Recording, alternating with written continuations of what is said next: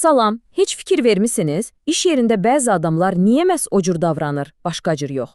Sanki həm onun bildiyi, amma heç kimin danışmadığı gizli qaydalar var, elə deyilmi? Bax, bugün biz məhz o pərdə arxası məqamlara baxacağıq, bizi əslində nəyin idarə etdiyini anlamağa çalışacağıq. Və bütün bu mürəkkəb, qarışıq görünən münasibətləri anlamaq üçün əslində çox sadə, amma bir o qədər də güclü bir bənzətmə var. Deyirlər ki, təşkilat, yəni işlədiyimiz yer, əslində bir iceberg kimidir. Gəlin baxaq, bu nə deməkdir? Baxın, suyun üzündə gördüyümüz o kiçik hissə var ha? Bax, o bizim rəsmi qaydalarımız, hədəflərimiz, o təşkilatı sxemlərdir. Hamının gördüyü, bildiyi şeylər. Amma icebergin əsl böyük, hətta deyərdim təhlükəli hissəsi suyun altındadır. Əsl güc, əsl idarə etmə məhz o görünməyən dərinliklərdə gizlənir. Yaxşı, gəlin bu icebergi anlamağa tam o suyun səviyyəsindən başlayaq. Yəni, o görünən dünya ilə görünməyən dünyanın toqquşduğu nöqtədən. Çünki məhz bura hamımızın hər gün rol oynadığı o böyük sənənin qurulduğu yerdir. Bir anlıq təsəvvür edin, İşlədiyiniz ofis, oxuduğunuz sinif, hətta dostlarla getdiyiniz bir ad günü məclisi, bunların hər biri əslində bir səhnədir. Buna elmi dildə davranış düzləmi deyirlər. Yəni elə bir məkan ki, oranın özünə məxsus, yazılmış və ya yazılmamış qaydaları var.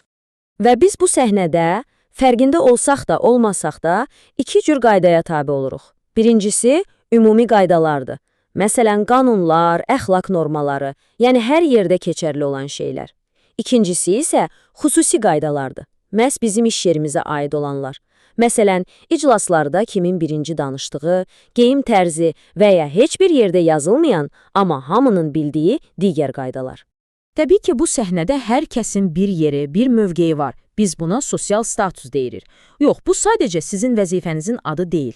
Bu, insanların sizi o sosial nərdivanın hansı pilləsində gördüyüdür. Sizin sözünüzün nə qədər keçərli olduğudur. Bəs bu statusu necə bilmək olur? Əlbəttə ki, onun simvolları ilə. Kimin otağı daha böyükdür, kimə şirkət maşını verilib, hətta geyimlər belə. Mavi yakalı işçi ilə ağ yakalı menecer fərqi kimi. Bütün bunlar heç bir söz deyilmədən kimin kim olduğunu, kimin daha nüfuzlu olduğunu hamıya göstərir. Deməli belə çıxır ki, əgər status sənin səhnədəki yerindirsə, rol da sənin oynamalı olduğun obrazdır, sənə verilən ssenaridir. Yəni, bir müdür kimi necə davranmalısan, ya da yeni işçi kimi səndən nə gözlənilir? Bax, budur rol.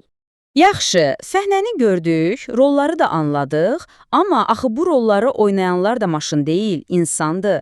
Gəlin indi icebergin daha dərinlərinə baş vuraq və səhnədəki o aktyoru, yəni hər birimizin öz fərdi şəxsiyyətini biraz daha yaxından tanıyaq. Şəxsiyyət. Bu, bizi biz edən hər şeyin cəmidir, elə deyilmi? Bizi başqalarından fərqləndirən o unikal barmaq izimiz kimidir. Genetika, böyüdüyümüz ailə, yaşadığımız mühit, hamısı birləşib bizim kim olduğumuzu formalaşdırır. Bunu anlamağın klassik bir yolu var. Təsəvvür edin, beynimizin içində 3 fərqli səs danışır.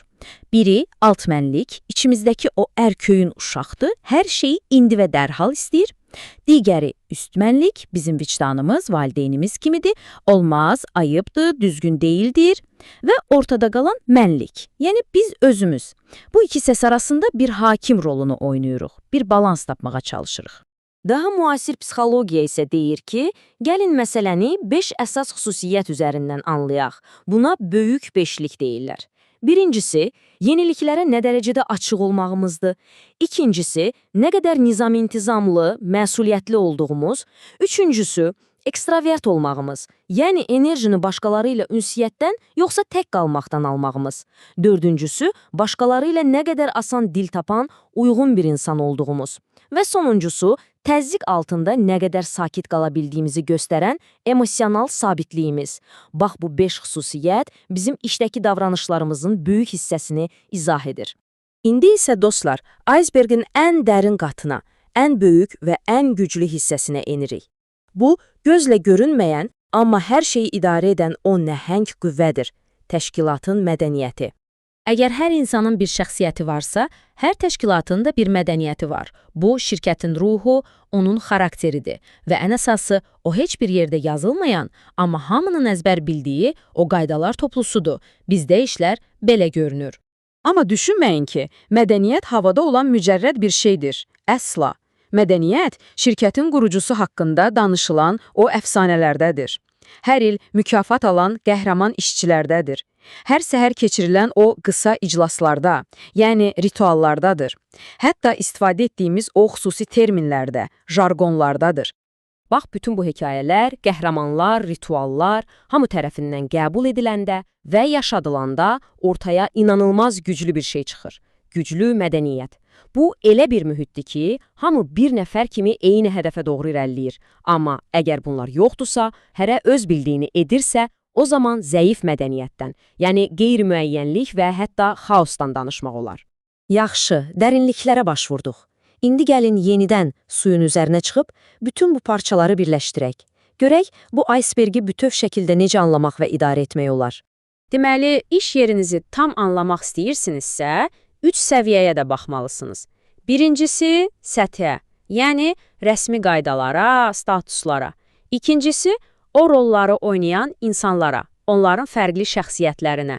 Və üçüncüsü, ən əsası, suyun altındakı o dərinliyə, hər şeyi, amma hər şeyi formalaşdıran təşkilati mədəniyyətə.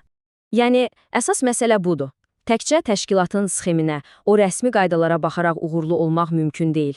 Aysbergin suyun altında qalan o nəhəng hissəsini görmək, anlamaq şərtdir. İndi bir anlıq düşünün, sizin işlədiyiniz yerin aysbergini hərəkət etdirən o yazılmamış qaydalar, o gizli mədəniyyət kodları əslində nələrdir?